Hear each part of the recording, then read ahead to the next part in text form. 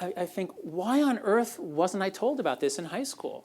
Why don't our history classes and our civics classes tell us about the long, noble tradition of liberalism and conservatism and make it seem as though this is like yin and yang. These are traditions that are pursuing visions of the good. And why don't we have teachers who come on stage or come in front of the class who are different from each other and respect each other and even joke about it? Wouldn't that take some of the poison out of it? Wouldn't that make it seem like it was okay to talk about this stuff without hating each other? The 20th century was the American century. There was tremendous optimism. So this is the scene at the US Capitol when John F. Kennedy was sworn in.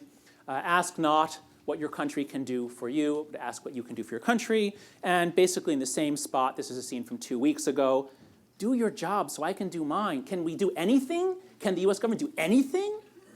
So relative to our optimism about our government from 50 years ago, things are bad. Things are really bad. And as Cleve said, we generally would prefer to have hemorrhoids than to have congressmen.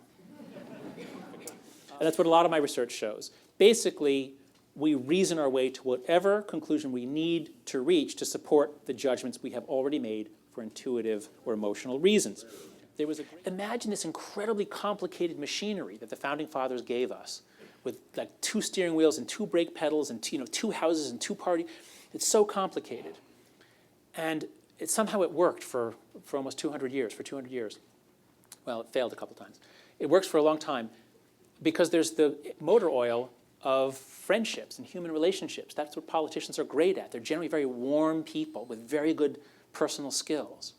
So you take this really complicated machine and you open the plug and you say no more motor oil, no more lubricant, no more personal relationships. All the oil drains out, the machine seizes up.